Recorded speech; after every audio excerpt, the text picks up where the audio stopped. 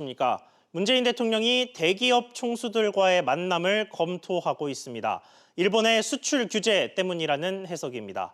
일본이 규제를 더 확대할 우려까지 제기되면서 우리 정부와 기업들의 움직임도 빨라지는 모습입니다. 첫 소식 정지환 기자가 보도합니다. 문재인 대통령이 주요 기업인들과 회동하는 방안이 검토되고 있습니다. 대상은 30대 그룹 총수들입니다. 시기는 오는 10일 전후로 추진되고 있습니다. 문 대통령이 총수들과 회동하는 건 지난 1월 기업인들과의 대화 이후 반년 만입니다. 최근 일본의 수출 규제로 국내 기업들의 타격이 우려되는 만큼 현장의 어려움이 전달될 것으로 관측됩니다. 문 대통령은 대기업 총수에게서 의견을 듣고 정부 대책을 논의할 것으로 보입니다. 일본하고 관련된 부분이라면 예를 들어서 어느 정도 매출이라든지 이런 게 어느 정도 떨어질지, 그다음에 대응은 어떻게 할지 이런 부분들을 조금 고민하는 자리라고 봐야 되겠죠.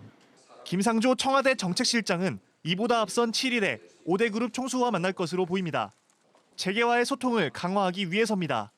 따로따로 뵙는 게 아니라 한 번에 뵐 생각입니다. 그러니까 일정 조율 중입니다. 나중에 다 결정되면 따로 말씀드리겠습니다. 청와대와 재계의 만남에서 일본 수출 규제에 대한 해법이 나올지 주목됩니다. SBS CNBC 정주환입니다.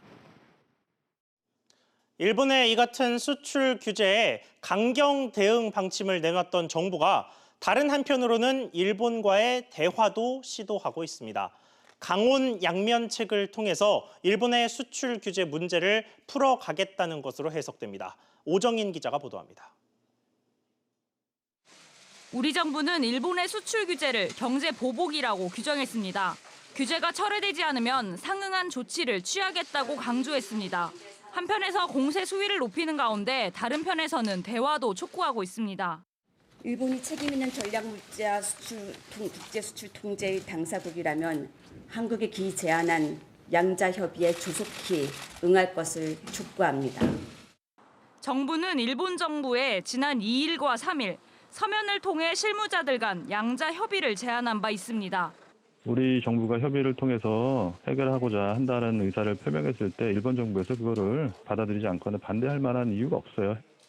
남관표 주일 한국 대사는 이번 수출 규제가 양국 경제에 악영향을 미칠 것이라며 한일 정상회담 재개를 위해 노력하겠다는 뜻도 비쳤습니다. 당장 지금 우리에게 발등에 불이 된 상황에서 우리 기업들이 얼마나 버틸 수 있을까라고 하는 측면에서는 조금 더 효과적인 대응 전략들이 나와야 되고, 맞대응보다는 협상을 통해서 문제를 해결하는 게 전 국면을 푸는데 가장 합리적인 방법인 걸로 생각됩니다. 일각에서는 대일 특사 파견 가능성도 점쳐지지만 정부는 벌써 논할 단계는 아니다라며 선을 그었습니다. SBS CNBC 오정인입니다. 이런 가운데 일부에서는 일본산 옷이나 술, 담배와 커피 등을 쓰지 말자는 불매 운동이 벌어지고 있습니다. 오늘은 중소상인 자영업자 총연합회가 불매를 넘어 판매 중단을 시작한다며 기자회견을 열기까지 했는데요. 이런 불매 운동 효과는 있을까요? 오수영 기자가 알아봤습니다. 생필품을 불매 운동하는 거 이상으로 아마 우리가 좀 더 타격은 클 거라고 생각합니다. 한국 주력 수출 산업이나 산업이 반도체나 이런 건데 이제 일본 쪽에서 그거를 이제 보복으로서 이제 똑같이 불매를 하고 안 쓰겠다고 하면은 일본이 규제하고 있는 항목이 우리나라의 경제 산업 전반에 영향을 미칠 수 있는 거인 반면에 저희가 불매 운동을 하는 거는 그 일본 전체 경제 규모에 타격을 줄 수 있는 건 아니기 때문에 우리나라가 일본에서 수입하는 품목 중 한국 소비자들이 불매 운동을 벌이고 있는 의류의 수입 규모는 77위에 그칩니다. 일본 맥주를 마시지 않겠다는 운동도 나날이 커지고 있지만 주류를 포함한 품목인 기호식품은 수입 규모 63위에 불과합니다. 생필품 불매 운동으로 일본에 영향을 주기에는 수입 규모가 작은 겁니다. 반면 대일본 수입 상위 10개 품목 중 8위 자동차를 제외하면 제조업에 투입되는 소재나 부품입니다. 눈에 안 보이는 많은 제품들이 이제 수많은 원료로 사용을 해서 만들어지니까 꼭 소비자 아니더라도 일본 제품은 어디에나 널려 100% 일본 제품을 할 수 없지만 그 원료를 사용하는 게 어디에나 있진 않을까요? 나도 모르게 일본산을 쓰게 되는 경우가 많다는 얘기입니다. 펜, 옷, 술 같은 소비재 위주의 불매 운동이 일본에 타격을 주기 어려운 이유입니다. SBS CNBC 오수영입니다. 다음은 삼성전자 실적 소식으로 이어가겠습니다. 2분기 성적 예상보다는 좋았습니다. 하지만 어닝 서프라이즈라고 하기에는 너무 초라했습니다. 먼저 김현우 기자의 보도입니다. 오늘 삼성전자는 지난 2분기에 영업이익 6조 5천억 원을 기록했다고 발표했습니다. 증권사 평균 전망치보다 5천억 원 정도 더 높았습니다. 수치만 보면 어닝 서프라이즈로 평가됩니다. 하지만 깜짝 실적은 일회성 수익 덕분입니다. 애플이 아이폰용 디스플레이 패널 계약을 지키지 못해 배상금 9천억 원을 삼성전자에 지불한 것으로 추정됩니다. 1년 전과 비교하면 실적은 더 초라합니다. 매출은 4.2% 감소했고 영업이익은 56.3% 감소해 절반에도 미치지 못했습니다. 역대 최고였던 지난해 3분기와 비교하면 3분의 1입니다. 이 같은 실적 부진은 반도체 수요 감소의 장기화 때문입니다. 미중 무역 분쟁에 따른 수요 둔화 이런 것들이 이제 새로운 또 변수로 다가와서 반도체 업황 회복이 조금 딜레이되고 있고요.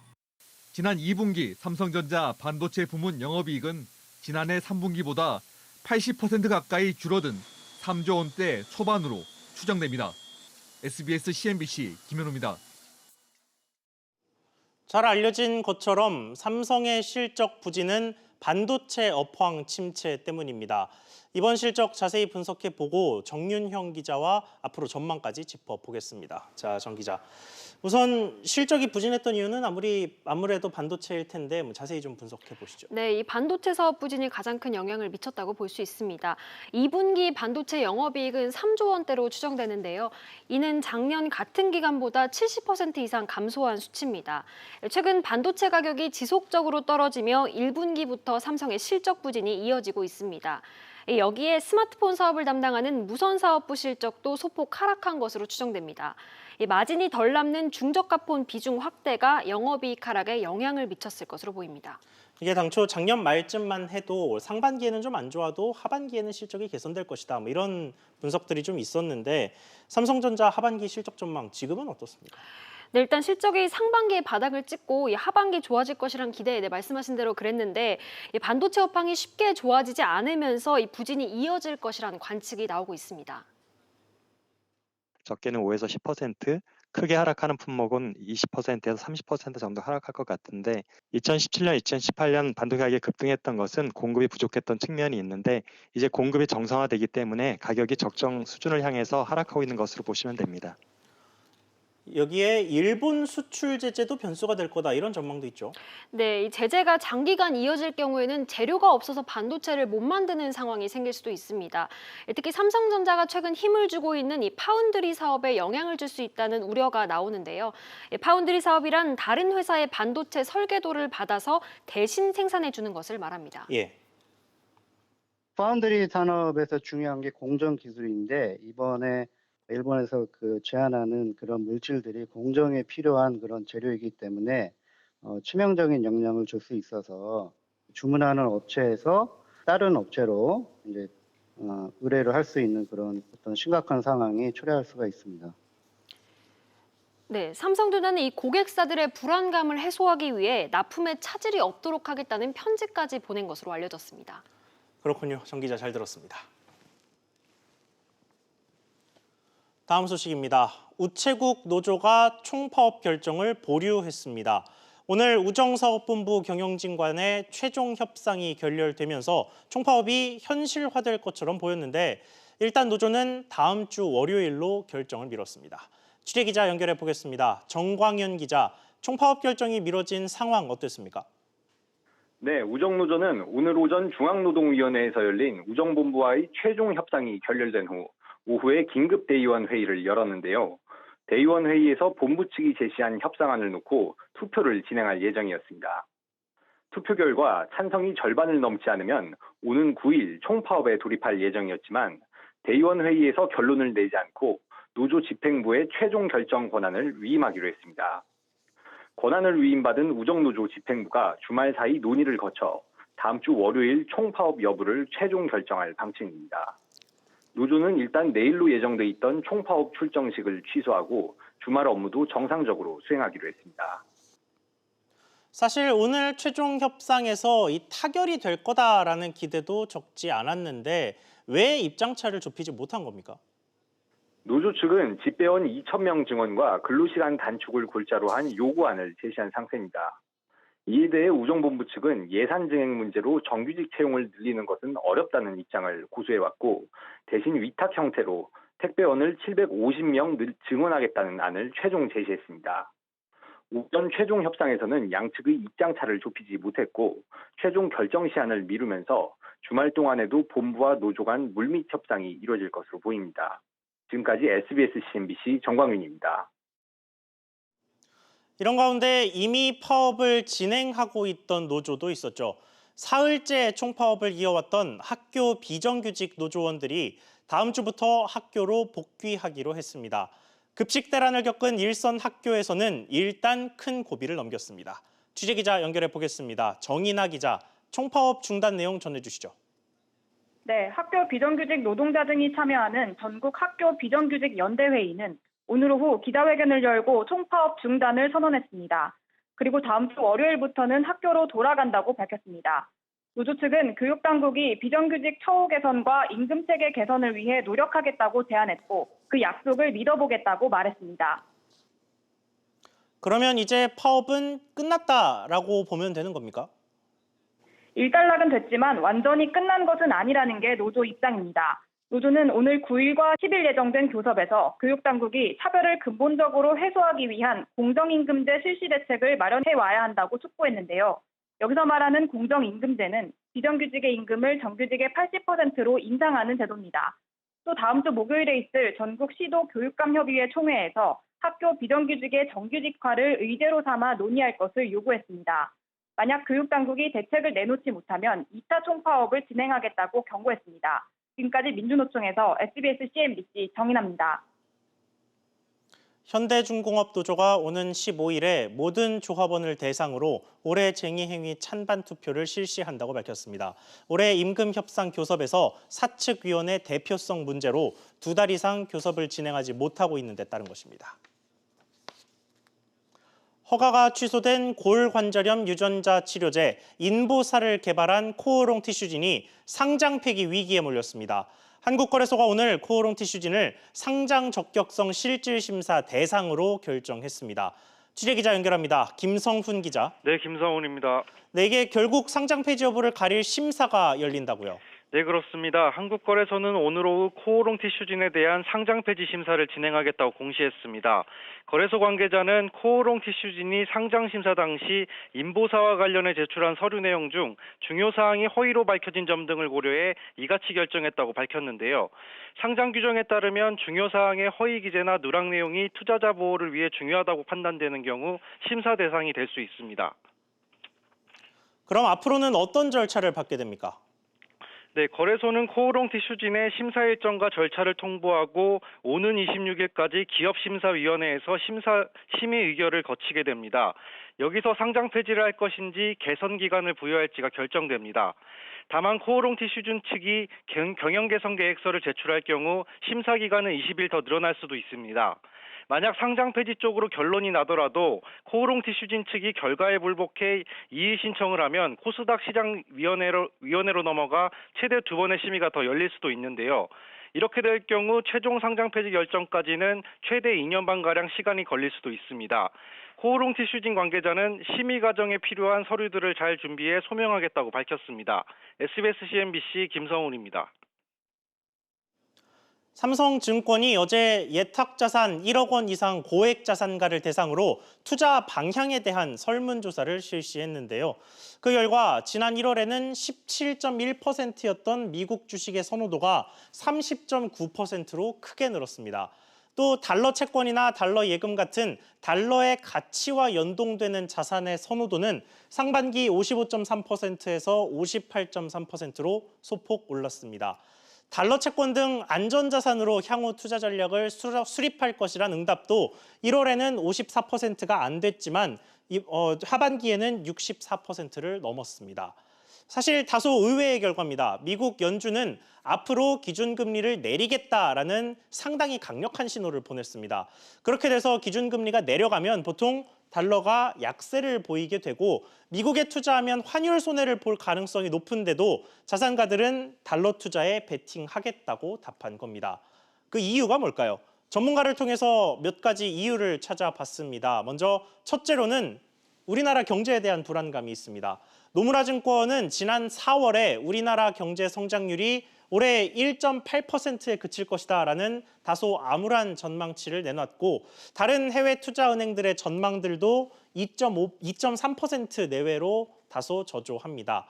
반면 미국 같은 경우에는 1분기 경제 성장률이 3.2%를 기록해서 예상치를 크게 웃돌았고 이에 OECD는 미국의 올해 성장률 전망치를 2.6%에서 2.8%로 끌어올렸습니다.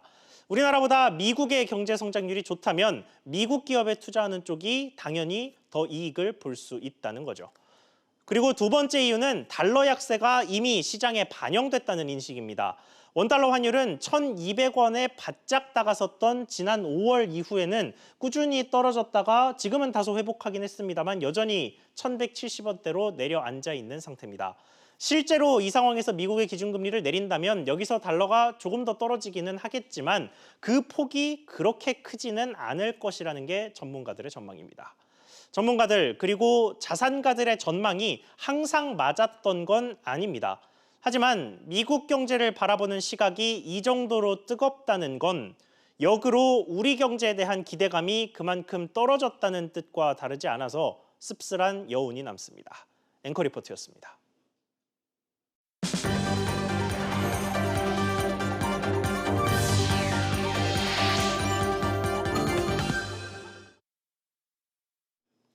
서울시가 시민 편의를 위해 만든 수십 개의 모바일 어플리케이션이 정작 시민들로부터 외면받은 것으로 나타났습니다. 지난 10년간 개발된 앱의 절반 이상은 이미 사라진 것으로 확인됐고 남은 앱들의 성적도 신통치 않습니다. 개발과 운영에 수십억 원이 들었는데 예산 낭비라는 지적이 나옵니다. 김정현 기자가 취재했습니다. 서울 지도를 3D로 보여주는 서울시 실내 지도 앱입니다. 서울시가 지난 2015년 9천만 원의 예산을 들여 개발했지만 불과 2년 만에 사라졌습니다. 시민들이 사용을 하지 않았기 때문입니다. 서울시에서 만든 앱이요? 저 잘 모르겠는데. 서울시가 지난 10년 동안 예산을 들여 개발한 앱은 모두 52개입니다. 이 중 절반이 넘는 28개가 저조한 이용률로 폐기됐습니다. 그동안 투입된 서울시 예산만 70억 원. 현재 20여 개의 앱이 남아있지만 한두 개를 제외하면 대부분 모른다는 반응입니다. 알고 있어도 만족도는 떨어집니다. 다른 앱은 조금 사용자가 사용하기에 좀 불편했었고요. 그 외에는 사용 안 해봤어요. 편리하지도 않고 이용자도 많지 않은 이들 앱을 운영하고 관리하는데 지난해에만 10억 원 넘게 투입됐습니다. 애플리케이션은 킬러 앱이 이미 존재하는 상황에서는 사용자들을 흡수하는 게 굉장히 어렵습니다. 쓰기 편하도록 개발하는 그런 노력이 약간 미흡하지 않았나. 서울시 담당자는 기존 앱 서비스의 불편함을 개선해 나가면서 이용률이 낮은 앱은 지속적으로 줄여나가겠다고 밝혔습니다. 그러면서 앞서 투입된 70억 원은 예산 낭비로 볼 것이 아니라 ICT 기술과 관련된 기업들의 발전을 도운 기회비용이라고 주장했습니다. SBS CNBC 김정현입니다. 주가 조작 같은 자본시장 범죄를 수사하는 금융감독원 특별사법경찰, 줄여서 금감원 특사경이라고 하는데요. 이 금감원 특사경이 이르면 이달 중순 출범합니다. 금융감독원이 각종 논란과 난관을 딛고 특사경 출범이라는 수권을 이뤄냈지만 상처뿐인 영광이라는 냉소적인 평가도 나옵니다. 그 이유가 뭔지 박규준 기자가 전해드립니다. 금융감독원 특별사법경찰이 이달 중순 출범합니다. 최근 금융위원회는 금감원으로부터 특사경 임명 추천을 받은 16명의 명단을 검찰에 보냈습니다. 특사경 활동을 시작하기 위한 공식 절차가 시작된 겁니다. 남부지검장이 다음 주쯤에 지명을 해버리면은 물리적으로는 수사를 할 수 있는 단계거든요. 출범이 되는 거라 볼 수도 있는. 금감원은 다음 주 중 특사경 지명이 마무리될 것으로 보고 15일이나 16일쯤 특사경 출범식과 현판식 행사를 열기로 했습니다. 우여곡절 끝에 특사경 닻을 올리게 됐지만 금감원 내부에선 향후 활동에 대해 우려의 목소리도 나옵니다. 수사 범위와 예산 편성 등의 핵심 부문에서 금감원의 요구사항이 대부분 거부됐기 때문입니다. 수사 범위의 경우 금융위 안을 받아들여 증권선물위원장이 지정한 긴급조치 사건만으로 한정됐습니다. 자체적으로 인지한 사건까지 수사 대상에 포함하려고 했던 금감원으로서는 활동의 폭이 대폭 좁아진 셈입니다. 특사경 운영 예산도 금감원은 추가 예산 편성을 요구했지만 금융위 안대로 자체 예비비에서 충당하는 쪽으로 가닥이 잡혔습니다. 추가 경정이 해당하지 않는다는 판단이고 예비비에서 사용할 수 있도록 금융위가 승인을 하는 겁니다. 예비비로 하는 건 맞습니다. 특사경 추진 과정에서 금융위와의 갈등을 또다시 드러낸 것도 금감원 특사경 제도가 시장에 정착하는 데 있어 고질적인 불안 요인으로 지목됩니다. SBS CNBC 박효준입니다. 일본 투자계의 큰 손으로 꼽히는 손정희 소프트뱅크 회장이 어제 우리 기업 핵심 인물들과 만났습니다. 비공개 회동인 만큼 어떤 얘기가 오갔는지 관심이 쏠리는데요. 관련해서 안지혜 기자와 이야기 나눠보겠습니다. 자, 안 기자. 먼저 어제 회동의 배경을 보면 이재용 삼성전자 부회장이 주선했다, 이런 얘기가 있어요. 네, 어제 비공개 만찬에는 국내 주요 기업 관계자들 6명이 참석을 했는데요. 그 리스트를 보면 이재용 삼성전자 부회장과 정의선 현대차그룹 수석 부회장, 구광모 LG그룹 회장 등이 참석을 했습니다. 보통 이렇게 외국에서 손님이 오면 대한상공회의소나 전국경제인연합회와 같은 경제단체들이 간담회를 공식적으로 마련하는 게 보통 일입니다. 예. 하지만 이번에는 이런 공식 통로 없이 기업인들끼리 자발적으로 뭉쳐서 성사된 자리였고요. 또 IT 기업 총수들을 제외하고 보면 나머지 3명은 국내 자산 7위까지 기업 중에 모두 이재용 회장보다는 손 아랫사람인 특징도 있습니다. 이런 점들을 고려해 볼 때 최근 부쩍 경영 보폭을 넓히고 있는 이 부회장이 재계의 맏형격으로서 모임 성사에 주도적인 역할을 했다, 이런 해석이 나오고 있습니다. 그렇군요. 그런데 이 자리가 단순히 친목 도모를 하자 이런 자리는 아니었을 테고 참석자들 입장에서는 이번 만남에 어떤 의미가 있었을까요? 아무래도 손 회장이 글로벌 IT 업계의 스승이라고 불리는 만큼 4차 산업혁명과 관련한 협력 얘기가 오갔을 거라는 전망이 나오는데요. 예. 손 회장 역시 어제 만찬장을 떠나면서 인공지능 분야 협업을 늘리나 함께 투자하냐라는 질문 등에 예스 그렇다라고 대답을 했습니다.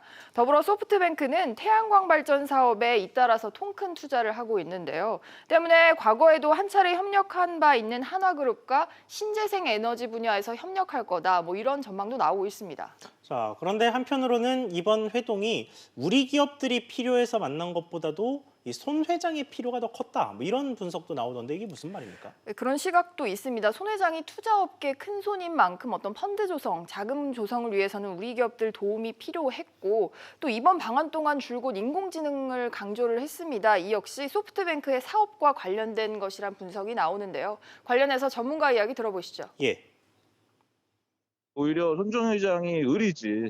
기본적으로는 오히려 손정희 회장이 그런 관계를 통해서 투자 자금을 유치해야 되는 입장이고 소프트뱅크의 펀드를 돈을 얻어야 되는 거죠.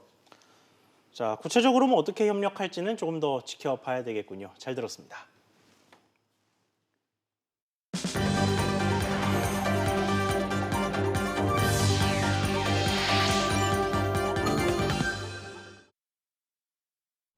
지난 5월 서울의 소비 경기가 양호한 흐름을 보인 것으로 나타났습니다. 서울연구원이 카드 매출 빅데이터로 본 5월 서울 소비 경기 지수는 109.9로 가전정보통신, 무점포 소매업 주도로 작년 같은 달보다 2.4% 올랐습니다. 권역별로는 서울 도심권이 14%, 동남권이 2.5% 증가의 상승을 이끌었습니다.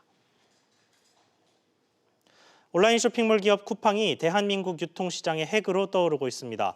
조 단위의 적자에도 불구하고 막대한 자금력을 바탕으로 하루가 다르게 입지를 넓혀 나가고 있습니다.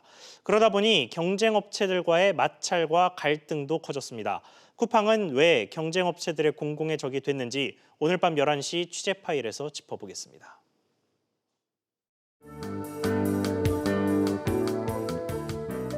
안녕하세요. K웨더 라이프스타일 예보 박유라입니다. 폭염의 기세가 대단합니다. 뜨겁게 내리쬐는 햇볕에 오늘 서울은 올여름 첫 폭염 경보가 내려지기도 했는데요. 주말인 내일도 오늘과 비슷한 날씨가 예상됩니다. 수도권과 강원 영서에는 폭염 경보가, 그밖에 충청도와 호남, 강원 영동과 경북에는 폭염주의보가 발효 중인 가운데 낮 동안 서울은 34도, 춘천은 33도, 그밖의 지역은 30도 안팎까지 오르겠습니다. 특보는 앞으로 더 확대 강화될 수 있겠습니다. 한편 동해안은 비교적 더위가 덜하겠습니다. 동풍의 영향을 받는 데다 밤부터는 비 소식이 있기 때문인데요. 강릉 27도를 보이겠습니다. 주말을 맞아 나들이 계획 세우신 분들 많으실 텐데요. 내일은 되도록 한낮 야외 활동은 피하는 편이 좋겠습니다. 중부지방 대체로 맑은 가운데 낮 동안 33도 안팎까지 올라 종일 뜨겁겠습니다. 낮 기온 서울 34도, 대전 33도가 되겠습니다. 동해안 동풍의 영향으로 더위가 조금은 덜하겠습니다. 남부지방 맑은 하늘을 보이겠고 볕이 강하게 내리쬐겠습니다. 한낮에 광주 32도, 대구 30도까지 오르겠습니다. 내일 밤 동해안에 시작된 비는 다음 주 월요일까지 이어지겠고요. 화요일부터는 다시 장마 전선이 북상하면서 제주도부터 비가 시작돼 수요일과 목요일 사이에는 전국에서 장맛비가 내릴 것으로 보입니다. 한편 더위는 당분간 계속될 것으로 전망됩니다. 기상정보였습니다. 오늘 저희가 준비한 소식 여기까지입니다. 시청해주셔서 감사합니다.